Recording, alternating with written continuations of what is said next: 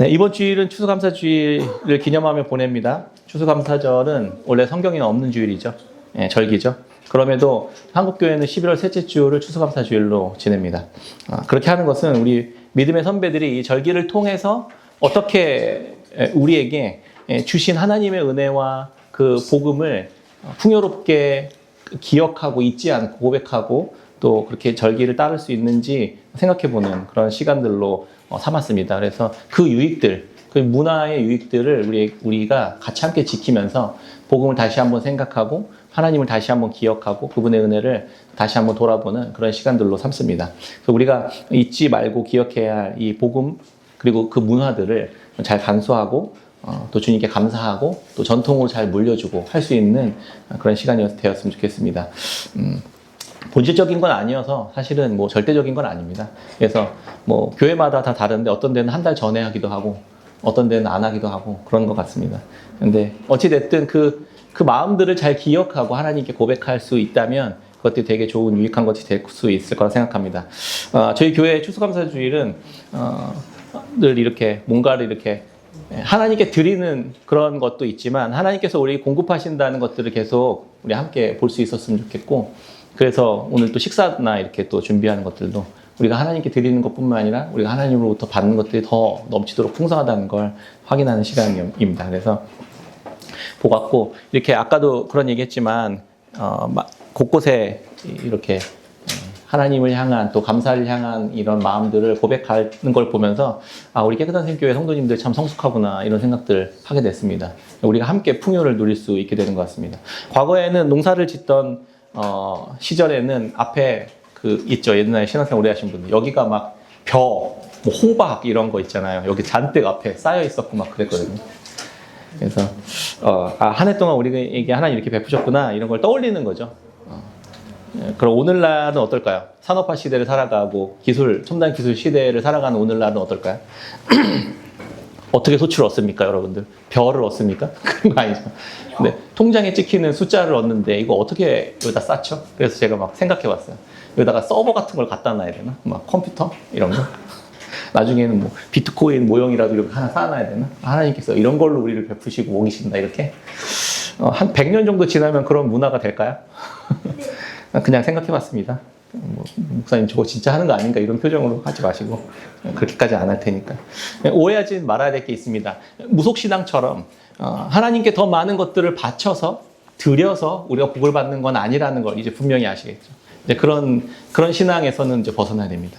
이미 하나님께서 우리에게 베푸신 은혜와 복이 너무나도 넘치고 풍성해서 하나님께 우리의 마음을 고백하는 그러한 과정이라는 것을 기억할 수 있으면 좋겠습니다. 오늘 본문 말씀을 통해서 추수감사절의 의미를 살펴보려 합니다.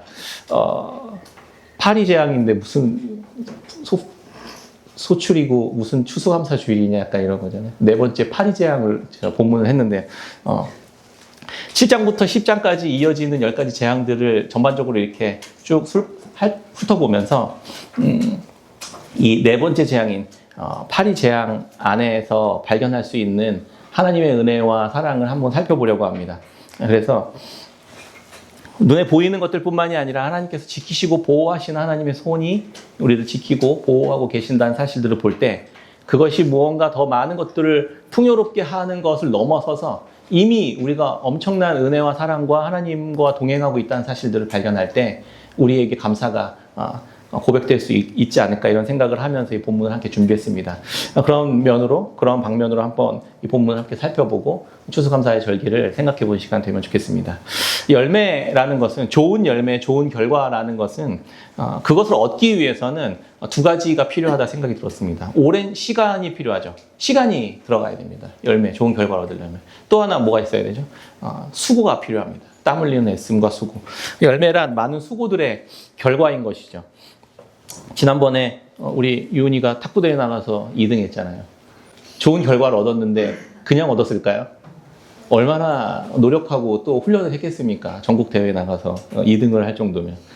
그런 거죠. 애씀과 수고 그리고 그런 훈련의 시간들이 좋은 결과를 얻을 수 있게끔 했잖아요.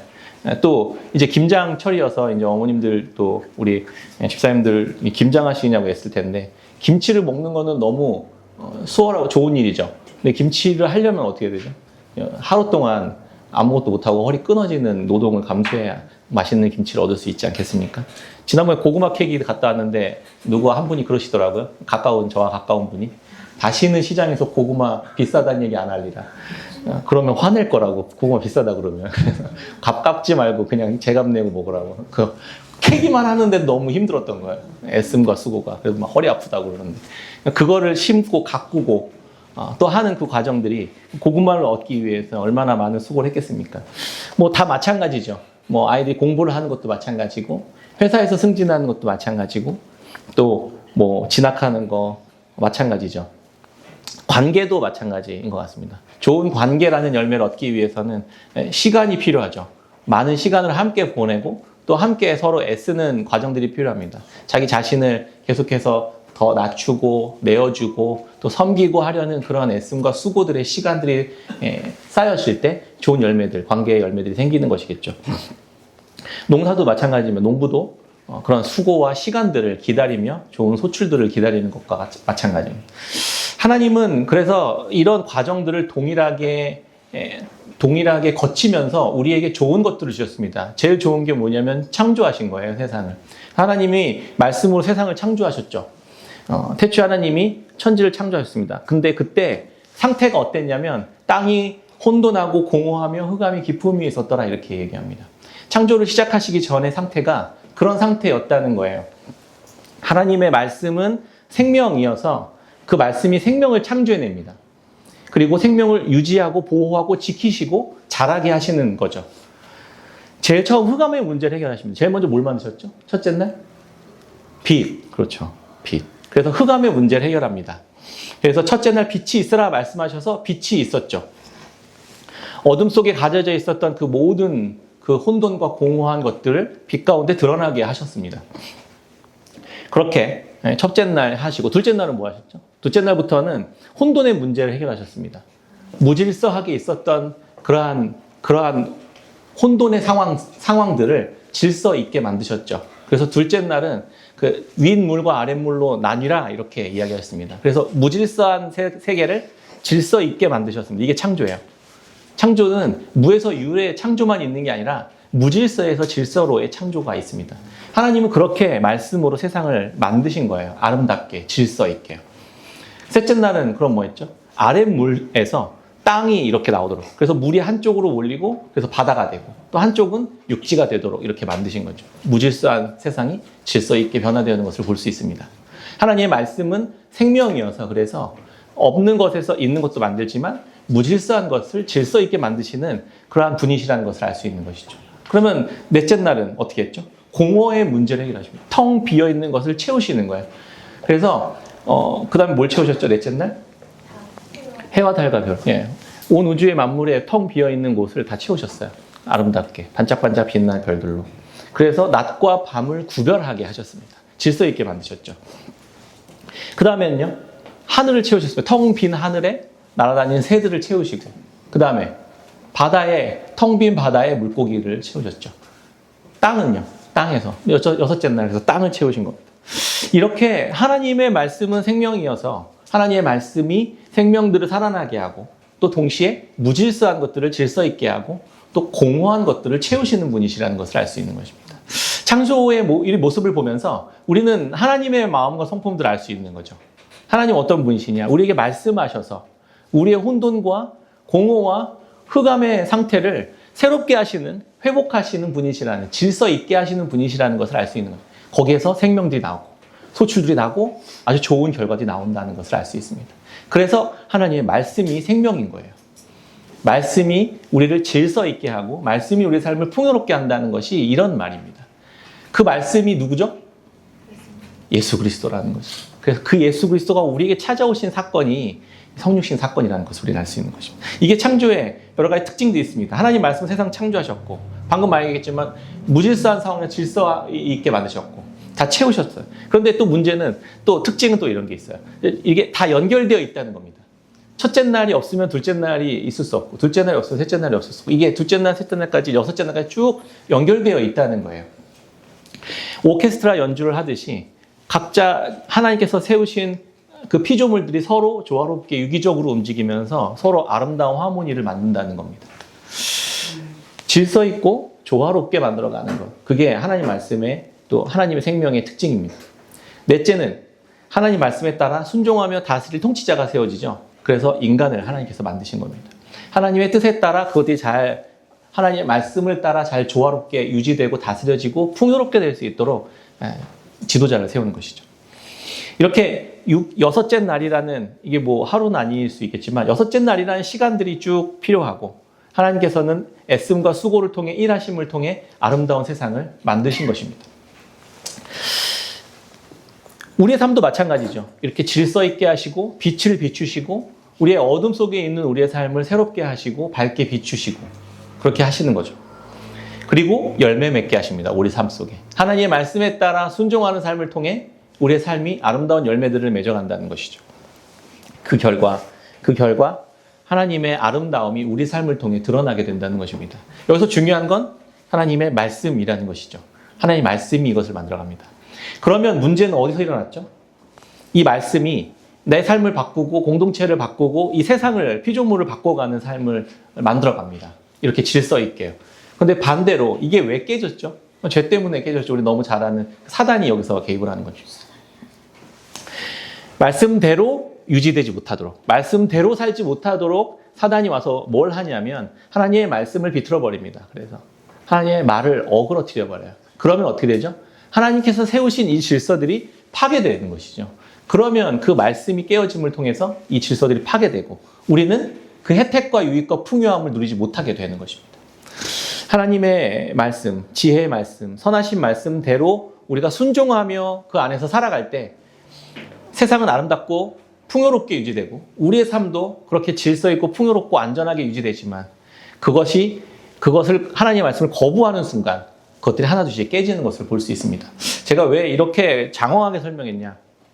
이 이야기가 출애굽기 안에서도 동일하게 반복되고 있는 것을 볼 수 있습니다. 어떻게 하나님의 말씀을 거부한 바로가 그의 삶이 점점 황폐해져 가고 공허해져 가고 흑암 가운데로 갇혀져 가는지를 보는 게 그게 이제 10가지 재앙 안에 있다는 것입니다. 그래서 10가지 재앙 중에 이제 9번째 재앙이 뭐죠? 흑암의 재앙입니다. 거꾸로 하나님의 창조하신 순서가 역순으로 붕괴되는 것을 볼 수 있는 것이죠.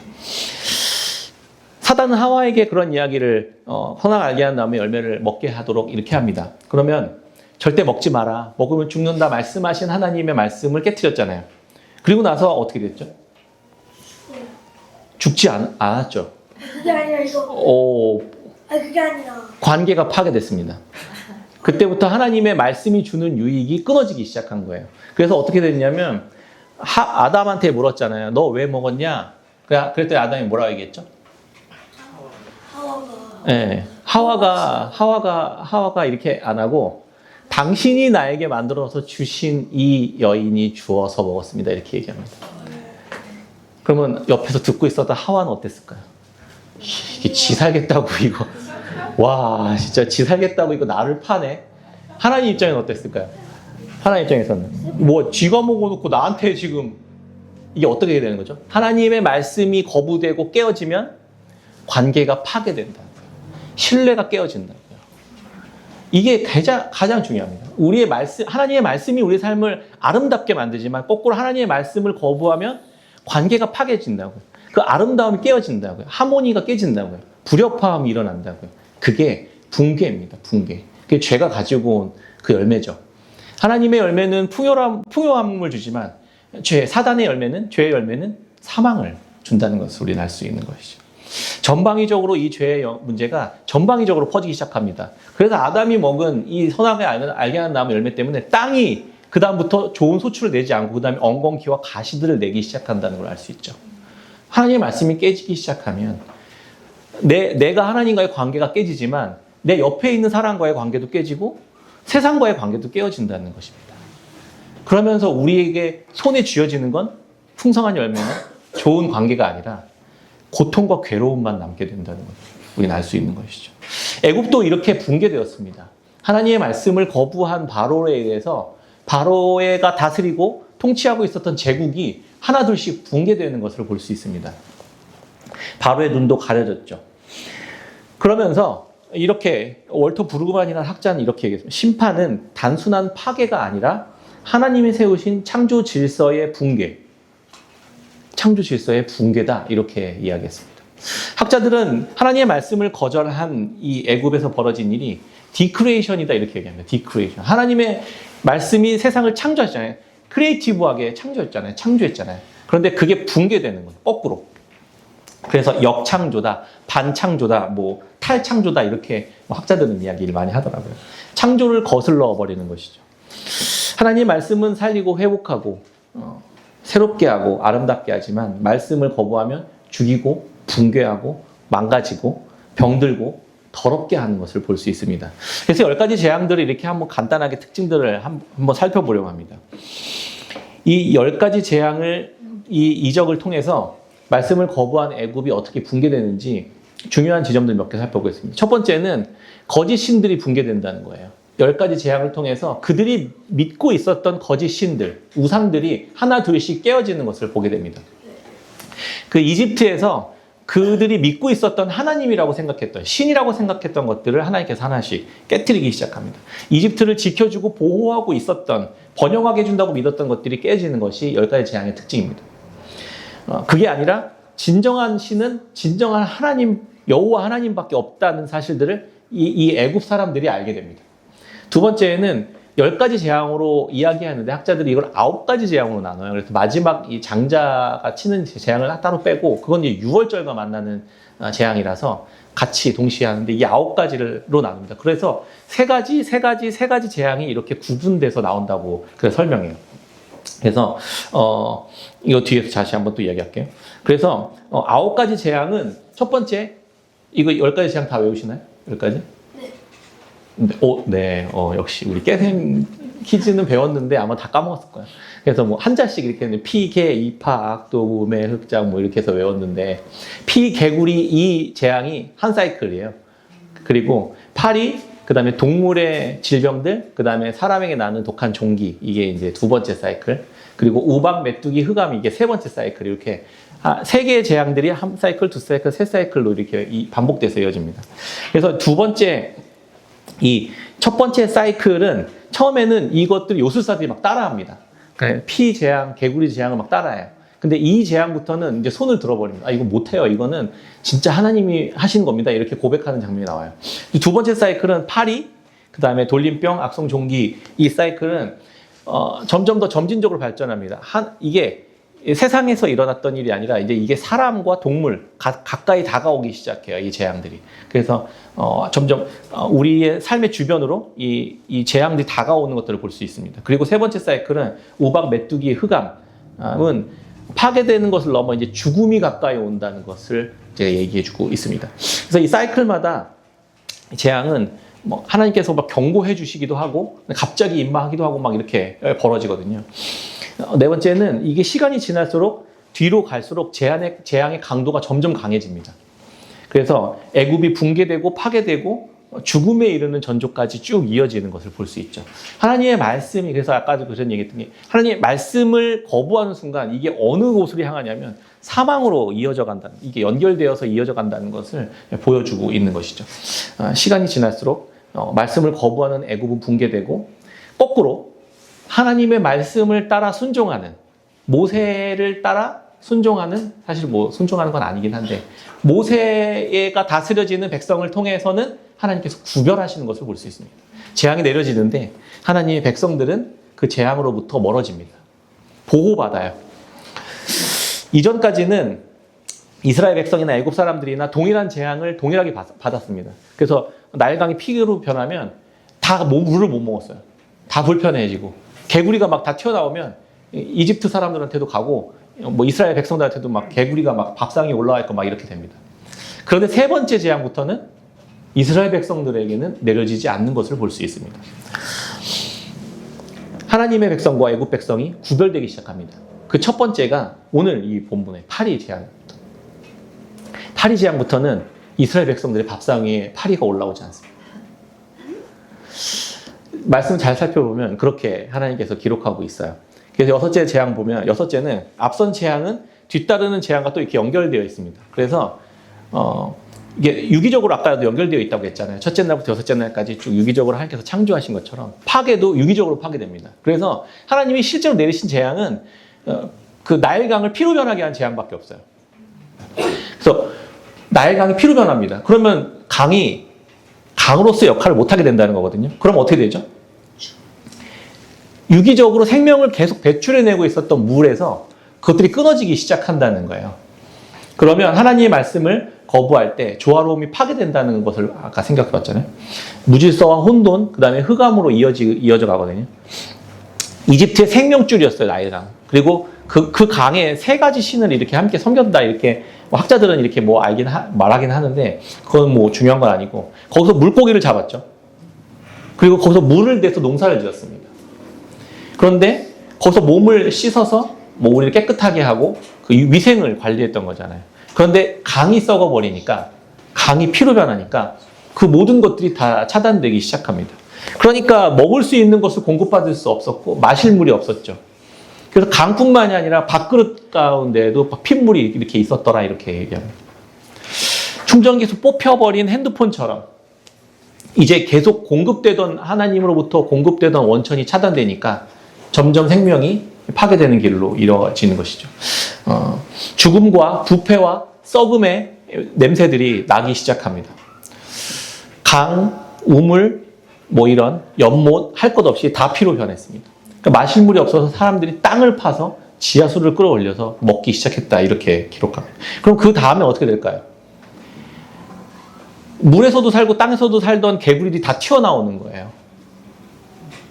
그럼 걔네들이 어디 가서 살겠습니까? 식탁 위로 막 올라오는 거죠.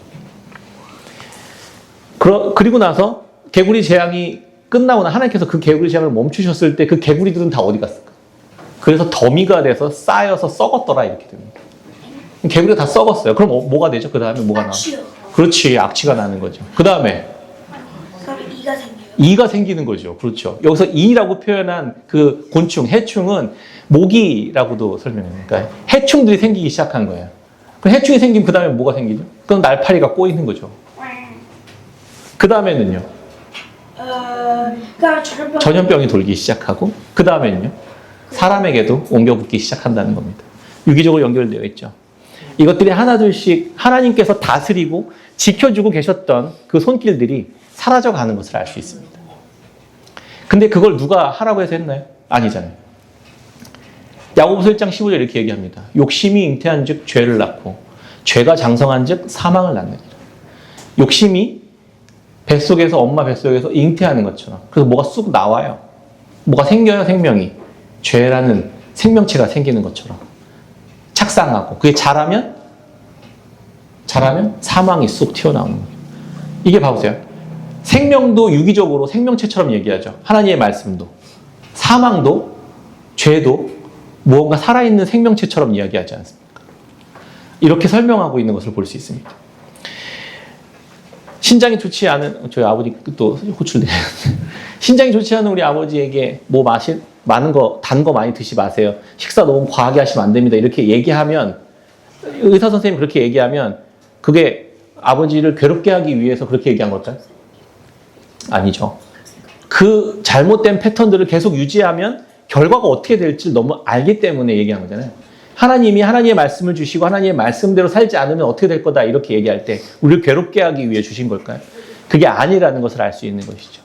그것이 우리를 보호하는 길이기 때문에, 하나님의 말씀에 따라 순종하는 길이 우리가 계속해서 생명을 유지하고 더 풍요롭게 유지하기 위한 하나님의 사랑의 방식이었다는 것을 알 수 있게 되는 것이죠. 높아짐과 나의 욕망을 계속해서 추구하고 나를 자랑하고 또 자기를 높이고 그렇게 상대를 무시하고 짓밟고 존중하지 않으면 그 관계는 어떻게 될까요?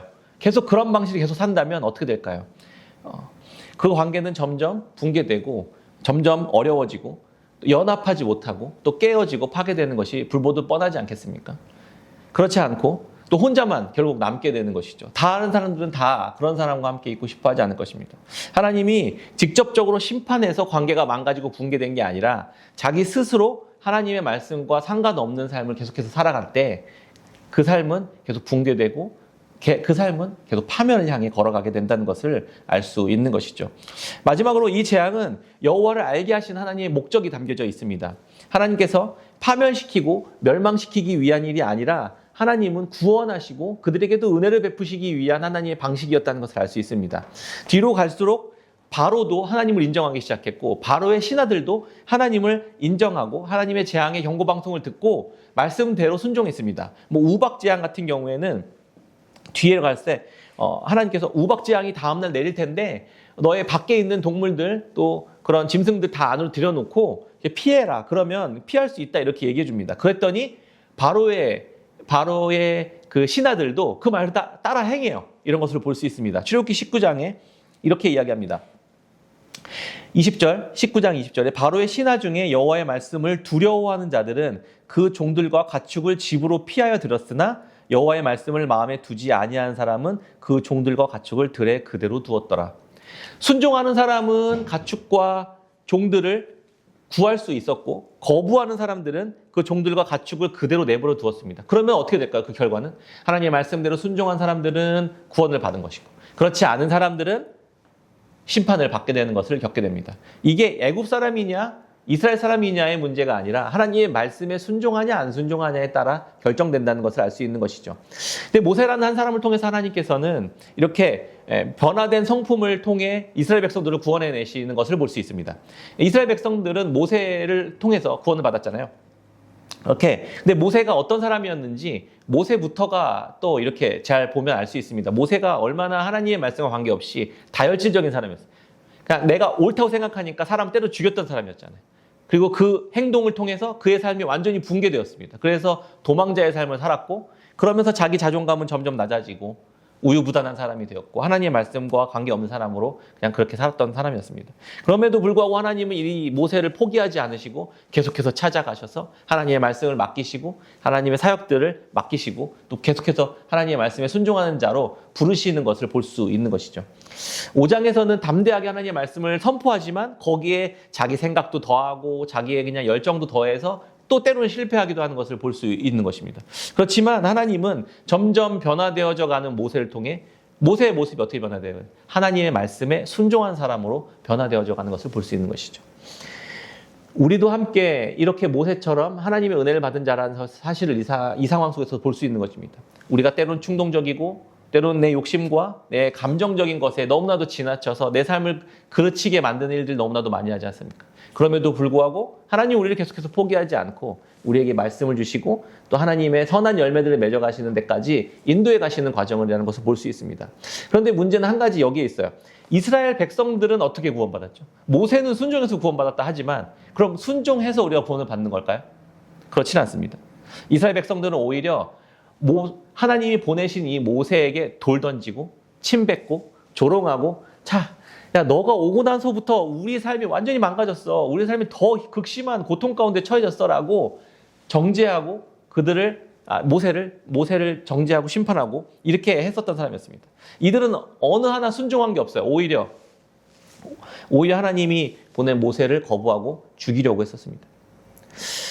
여기서 우리가 되게 특이한 장면을 볼 수 있죠. 이스라엘 백성들이 어떻게 구별되게 되었습니까? 이들이 순종했기 때문에? 그렇지 않습니다. 하나님은 자기 백성들을 대신 순종할 모세를 보내셔서 모세의 순종이 곧 이스라엘 백성들의 순종이 되게 하셨던 것입니다. 우리들도 동일한 복음을 갖고 있는 사람이라는 것을 우리는 여기서 알 수 있는 것이죠. 우리도 이스라엘 백성들처럼 우리에게 보내신 예수 그리스도를 날마다 거부하고 내가 예수님을 믿고 나서부터 내 삶이 더 황폐해졌다. 내가 예수님 믿고 나서부터 내가 되는 일이 없어졌다. 이렇게 고백하고 미워하고 때로는 주님의 말씀을 불순종할 때가 너무나도 많지 않습니까?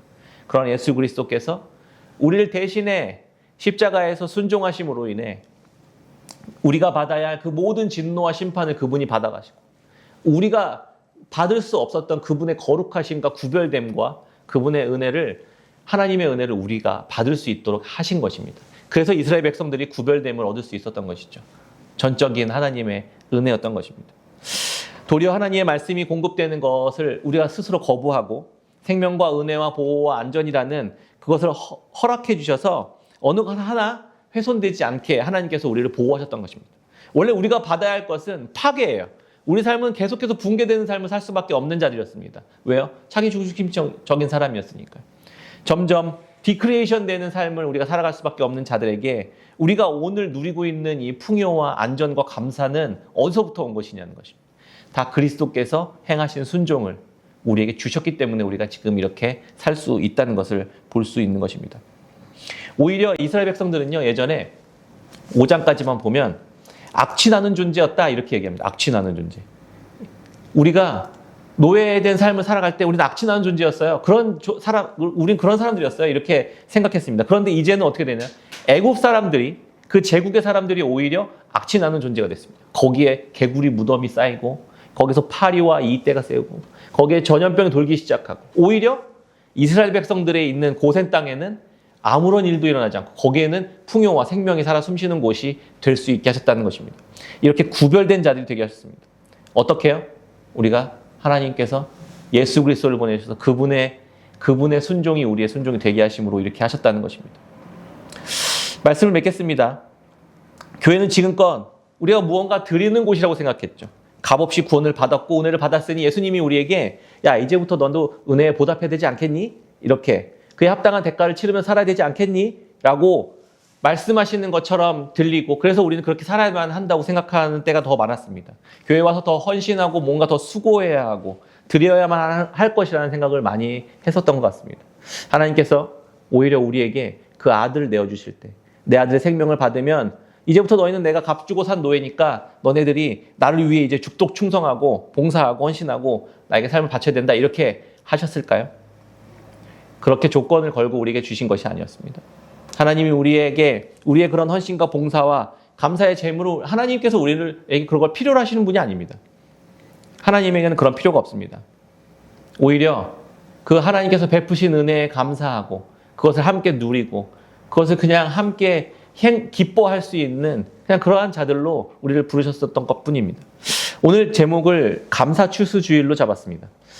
보면 제목 목사님이 이거 오타 낸 거 아니냐 이렇게 또 보실 수도 있는데 저 오타 낸 거 아니라 추수한 것, 우리가 얻은 것, 우리가 받은 은혜가 얼마나 큰지를 감사로 거둬들일 수 있는 그러한 주일이었으면 좋겠다 이런 생각을 했습니다. 감사를 추수할 수 있는 것, 그러한 절기, 우리에게 베푸신 하나님의 은혜가 얼마나 큰지 감사를 거두어 드릴 수 있는 그러한 추수감사 주일이었으면 좋겠습니다. 1940년에 히틀러 나치 정부 시절에 어떤 한 13살 소녀가 썼던 그 일기장이 책으로 나온 게 안내일기라는 책입니다. 유대인들의 박해가 심해지자 가족들과 함께 책장 뒤에 비밀 공간에서 가족들과 2년 동안 숨어 지내면서 썼던 13살 소녀의 일기였습니다. 언제라도 붙잡히면 강제 수용소로 끌려가서 죽음을 맞이할 수밖에 없는 그러한 상황 속에 놓여져 있었던 이 여자아이가 썼던 그 일기에는 이런 이야기가 적혀져 있습니다. 모든 것에도 불구하고 나는 사람들의 마음은 사실 선하다고 믿어. 곧 내일이면 발각되면 이 불의하고 이 폭정에 가득한 이 나치 정부 시절 아래서 이 여자아이가 발견했던 것은 그 사람들 안에 있는 선함을 보았던 것입니다. 이 일기는 역사적인 기록물로 인정받아서 세계 문화유산에 등재되어 있기도 합니다. 우리는 어떤 극악한 상황이라 할지라도 감사를 길어 올릴 수 있는 사람들입니다. 그런 존재입니다. 하나님께서 우리를 그렇게 창조하셨기 때문입니다. 우리는 이 안내 여자아이보다 훨씬 더 확실하고 훨씬 더 분명하고 훨씬 더 실제하는 살아있는 소망 되신 예수 그리스도의 복음 안에 우리가 있는 자들이기 때문에 우리는 어떤 환경이든 형편이든 감사를 길어 올릴 수 있는 자들이라는 것을 기억할 수 있었으면 좋겠습니다. 지금 내 삶이 최악이라는 상황이라고 생각될지 모르겠지만 그것이 최고의 삶이 될 수 있게 하실 수 있는 분이 우리 하나님이시라는 것을 볼 수 있는 것입니다. 저는 그런 생각을 해봤어요. 이스라엘 백성들이 내가 포로였길 다행이다. 내가 애국 백성들처럼 제국의 시민이 아니었길 내가 천만다행이다. 오히려 그런 고백들이 나오지 않았을까요? 내가 노예였길 다행이다. 내가 하나님의 백성이었길 다행이다. 내가 하나님의 백성이었던 게 내가 하나님이 나에게 베푸신 가장 큰 은혜였구나. 그렇게 감사할 수 있지 않았을까 생각해 봤습니다. 성경에 있는 모든 인물들이 다 그랬어요. 다윗은 이 사실을 잘 알고 있었습니다. 시편 23편에 이렇게 지었습니다. 여호와는 나의 목자시니 내게 부족함이 없으리로다. 그가 나를 푸른 풀밭에 누이시며 쉴만한 물가로 인도하시는도다. 내가 사망의 음침한 골짜기에 다닐지라도 해를 두려워하지 않을 것은 주께서 나와 함께 하심이라. 주의 지팡이와 막대기가 나를 안위하시나이다. 다윗은 이걸 전제하고 이야기합니다. 내가 사망의 음침한 골짜기를 다닐 것이다. 사망의 음침한 골짜기를 다녀도 내가 해를 입지 않을 것을 믿고 있었던 것입니다. 왜요? 주님의 지팡이와 막대기가 나와 함께 하시기 때문이라는 것을 잘 알고 있었기 때문입니다. 다윗은 평생에 하나님의 보호하심 아래 살아가는 삶이라는 것을 인식하고 살아갔습니다. 내가 어떤 상황에 놓일지라도 내가 두려워하지 않을 수 있습니다. 주님이 나와 함께 하시기 때문입니다. 이스라엘 백성들도 이것을 배워가는 과정이었던 것을 알 수 있습니다. 이 추수감사절, 감사절의 은혜의 시선들이 회복되고 이렇게 감사를 추수할 수 있는 그러한 풍요로운 삶을 저희 성도님들이 다 살아갈 수 있었으면 좋겠습니다. 이 감사의 소출이 풍성한 그러한 추수감사절이 다 되시기를 주의 이름으로 축원합니다. 아멘.